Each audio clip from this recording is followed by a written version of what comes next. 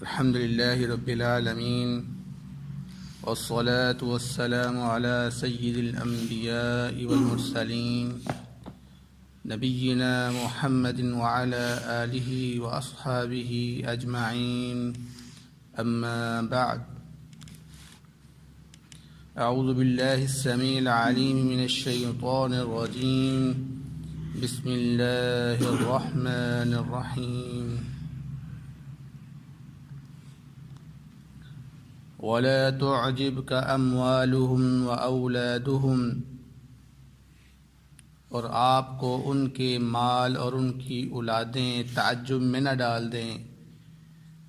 انما یرید اللہ، سوائے اس کے نہیں کہ اللہ رب العزت ارادہ کرتا ہے، ان يعذبهم بها فی الدنیا،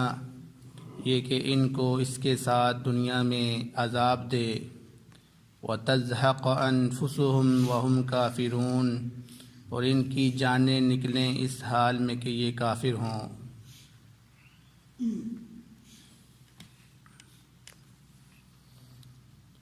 سورۃ التوبہ کی آیت نمبر 85 آپ کے سامنے تلاوت کی گئی ہے۔ اس آیت مبارکہ میں اللہ رب العزت نبی پاک صلی اللہ علیہ وسلم کو یہ بتا رہے ہیں کہ آپ ان منافقین کے مال کو دیکھ کر، آپ ان منافقین کی کثرت اولاد کو دیکھ کر تعجب نہ کریں کہ اگر یہ حق پر ہیں یا حق پر نہیں ہیں تو پھر اللہ رب العزت ان کے اوپر اپنی رحمت کیوں کر رہا ہے۔ ہمارا حال بساکات یہ ہوتا ہے کہ جب ہم کسی شخص کو امیر دیکھتے ہیں، مالدار دیکھتے ہیں، صاحب اولاد دیکھتے ہیں تو ہم کہتے ہیں کہ یہ بڑا خوش نصیب ہے یہ بندہ، اور اللہ رب العزت شاید اس سے راضی ہیں، اس لیے اللہ رب العزت نے اس کو بڑا مال دیا ہے، بڑی اولاد دی ہے۔ لیکن اللہ رب العزت فرما رہے ہیں کہ یہاں پر معاملہ کچھ الٹ ہے، الگ ہے، کیونکہ اللہ رب العزت نے ان منافقین کو اس لیے زیادہ مال دیا ہے، اس لیے زیادہ اولاد دی ہے تاکہ یہ ہر وقت اپنے مال میں اور اپنی اولاد میں ہی مصروف رہے۔ اور یہی دو چیزیں جب انسان اس مال کی حرص میں پڑ جاتا ہے تو اس حرص کی وجہ سے انسان کے دل کے اندر نفاق پیدا ہو جاتا ہے۔ اس لیے اللہ رب العزت نے یہاں پر منافقین کی یہ حالت بیان کی کہ ان کے دلوں کے اندر جو نفاق پیدا ہو گیا ہے اس کی یہ بھی ایک وجہ ہے کہ کثرت مال اور کثرت اولاد ان کے پاس آئی ہوئی ہے۔ تو آپ دیکھیں، ہم میں سے جو بھی شخص مالدار ہوتا ہے وہ سارا دن مال کمانے میں لگا رہتا ہے، اس کی اور حرص بڑھتی جاتی ہے، میں اور کماؤں، میں اور کماؤں، وہ سارا دن اس کی تگودوں میں رہتا ہے۔ اور اس جب حرص یہ مال کی پیدا ہو جاتی ہے پھر نمازیں رہ جاتی ہیں، پھر حلال اور حرام کی تمیز بھی ختم ہو جاتی ہے، کیونکہ اس کا مقصد صرف یہ ہوتا ہے کہ میرے پاس مال آ جائے بس۔ اور اولاد بھی اسی طرح ہے کہ اولاد کی خاطر انسان جو ہے نا وہ اس کے مستقبل کے لیے، اس کی اچھائی کے لیے پتہ نہیں کیا کچھ کرتا رہتا ہے، وہ ہر ٹائم اسی کے بارے میں سوچتا رہتا ہے، اسی کے پیچھے بھاگتا رہتا ہے کہ میری اولاد کے لیے کوئی اچھا بندوبست ہو جائے، اس کے لیے اچھی نوکری مل جائے، اچھی تعلیم اس کو حاصل ہو جائے، ہر ٹائم یہی سوچتا رہتا ہے انسان۔ اس لیے اللہ رب العزت نے ایک دوسری جگہ بھی فرمایا کہ انما اموالکم واولادکم فتنہ، یہ تو فتنہ ہے تمہارے لیے۔ اس لیے نبی پاک صلی اللہ علیہ وسلم کو یہاں پر حوصلہ دے رہے ہیں کہ آپ ان کا زیادہ مال اور زیادہ اولاد دے کر پریشان نہ ہوں، تعجب میں نہ آئیں۔ کیوں؟ انما یرید اللہ ان يعذبهم بها فی الدنیا، اللہ رب العزت اس مال کے ذریعے سے ان کو عذاب دینا چاہتا ہے۔ وَتَزْهَقَ أَنفُسُهُمْ وَهُمْ كَافِرُونَ، اور ان کو اس حال میں ہی مارنا چاہتا ہے، کیونکہ وہ جب کفر کی حالت میں فوت ہوں گے، اس مال کے حرص میں فوت ہوں گے تو روز قیامت اللہ رب العزت کے پاس یہ حجت ہوگی کہ تم لوگوں نے میری عبادت نہیں کی، میں نے تجھے مال دیا تھا، تم لوگوں نے اس کا حق ادا نہیں کیا، میں نے تجھے اولاد دی تھی، تم لوگوں نے اس کا حق ادا نہیں کیا، لہذا آج تم سزا کے مستحق ہو۔ تو اللہ رب العزت تو اپنی حجتیں قائم کر رہا ہے، اور حجت کو قائم کرنے کے لیے تمہیں مال دیے جا رہا ہے، تمہیں اولادیں دیے جا رہے ہیں۔ لہذا ہر وقت مال کی کثرت اور ہر وقت اولاد کی کثرت فائدہ مند نہیں ہوتی، اس لیے یہ آزمائش ہوتی ہے۔ لیکن بسا اوقات اللہ رب العزت اس کو رحمت بھی بناتا ہے۔ ایسی بات نہیں ہے کہ ہر امیر بندہ جو ہے نا وہ اسی حکم میں آئے گا، یا ہر صاحب اولاد یا کثرت اولاد والا اس حکم میں آئے گا، نہیں، ایسی بات نہیں۔ لیکن بسا اوقات ایسے ہوتا ہے اور اس طرح کے فتنے پیدا ہوتے ہیں، لیکن جو شخص اپنے آپ کو اس فتنے سے محفوظ کر لیتا ہے، یعنی اللہ رب العزت نے اس کو مال دیا ہے لیکن وہ اپنا مال خرچ کرتا ہے اللہ کے راستے میں، تو وہ اس حکم میں نہیں آئے گا۔ اسی طرح اللہ رب العزت نے اس کو اولاد دی ہے تو وہ اپنی اولاد کو دین کے راستے میں لگاتا ہے، دین کے اوپر چھوڑ دیتا ہے، تو اس حکم میں نہیں آئے گا۔ اس لیے یہ حکم عام نہیں ہے، ہر ایک کے لیے نہیں ہے۔ اللہ رب العزت اپنا فضل بھی کسی کے اوپر کرتا ہے، اپنی نعمتوں کو ظاہر کرتا ہے، اور بسا اوقات اللہ رب العزت اپنا انعام دیتا ہے اپنے نیک بندوں کو اوپر۔ یعنی اگر آپ تاریخ میں دیکھیں تو بہت سارے صحابہ بھی بہت زیادہ مالدار تھے، تو کثرت مال یہ عیب نہیں ہے، لیکن یہ ایک فتنہ ہے،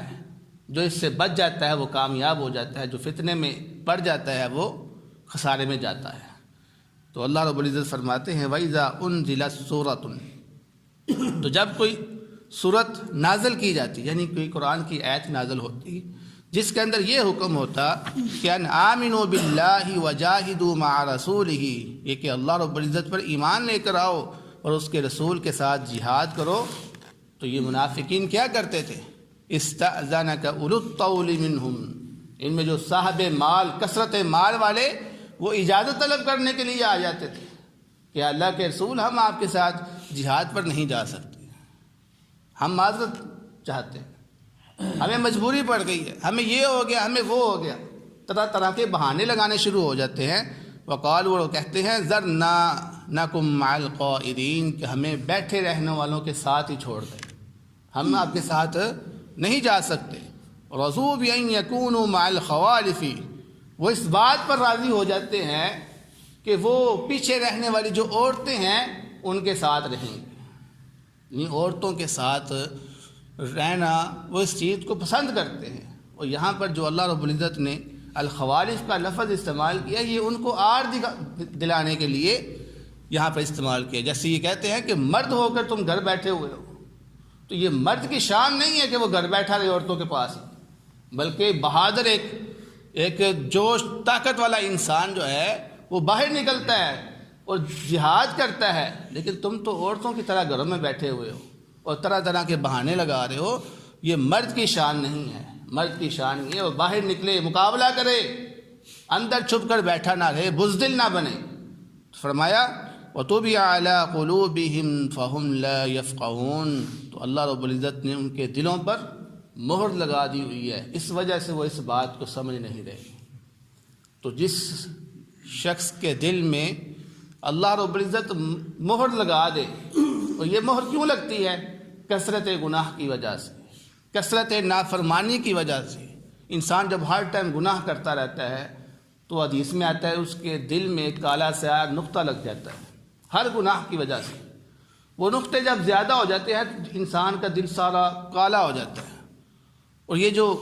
سیاہی ہوتی ہے یہ پھر زنگ کی شکل میں تبدیل ہونا شروع ہو جاتی ہے،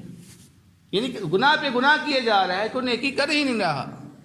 تو کثرت، ہر چیز کی کثرت نقصان دیتی ہے۔ آپ دیکھیں پانی بھی کہیں پر پڑا ہوگا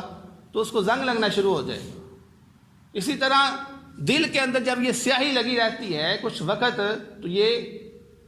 زنگ کی طرف مائل ہو جاتی ہے، اس پہ زنگ لگنا شروع ہو جاتا ہے، اور جب زنگ لگ جاتا ہے تو انسان کا دل سخت ہو جاتا ہے۔ تو زنگ لگنے کا مطلب یہ ہے اللہ رب العزت نے اس پہ مہر لگا دیا، اب اس پہ کوئی نصیحت عمل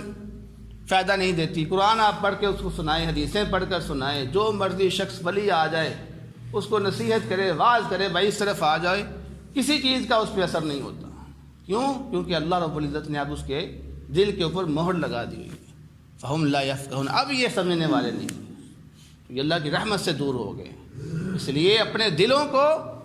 زنگ لگنے سے بچائیں، اپنے دلوں کو مہر لگنے سے بچائیں، کیونکہ جب یہ مہر لگ گئی تو پھر واپس آنا بڑا مشکل ہو جاتا ہے۔ تو اللہ رب العزت فرما رہے ہیں لیکن الرسول والذین آمنوا معہ،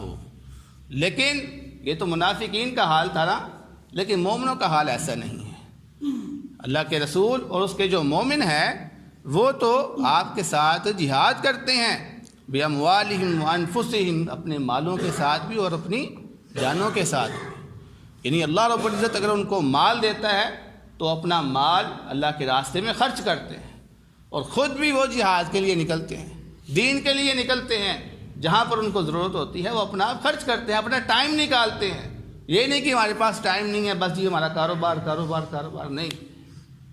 آپ دنیا میں صرف کاروبار کرنے کے لیے نہیں آئے ہیں۔ اللہ رب العزت کا یہ ارادہ نہیں ہے کہ آپ یہاں پر آ کر مال کمائیں، میں دیکھتا ہوں کون زیادہ مال کماتا ہے، جو زیادہ مال کمائے گا اس کو میں جنت دوں گا، نہیں نہیں نہیں، ایسے اللہ رب العزت نے نہیں فرمایا۔ اس لیے ہمارا مقصد صرف مال کمانا نہیں ہونا چاہیے، بلکہ ہم یہاں پر امتحان دینے کے لیے آئے ہیں، اور وہ امتحان کس چیز کا ہے؟ نیکیوں کا، کہ نیکی کون زیادہ کماتا ہے، دین کی طرف کون آتا ہے، اللہ رب العزت کی اطاعت کون کرتا ہے، یہ ہے ہمارا امتحان۔ یہ کمائی تو صرف زندہ رہنے کے لیے ہم کرتے ہیں،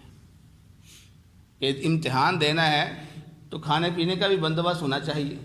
زندہ رہیں گے تو امتحان دیں گے، اس لیے یہ ایک ضرورت ہے صرف کمائی، تو کمائی کو ضرورت رکھیں۔ اصل آپ کا مشن اللہ کو راضی کرنا ہے، اللہ کی اطاعت کرنی ہے، دین کو غالب کرنا ہے۔ اس لیے فرمایا وَأُولَٰئِكَ لَهُمُ الْخَيْرَاتُ، یہی لوگ، ان کے لیے پھر بلائیاں ہی بلائیاں آ گئی۔ جب دنیا میں یہ نیکیاں کریں گے ان کے لیے دنیا میں بھی بلائی ہے اور پھر آخرت میں بھی بلائی ہے۔ وَأُولَٰئِكَ هُمُ الْمُفْلِحُونَ، اور یہی لوگ پھر کامیاب ہوں گے۔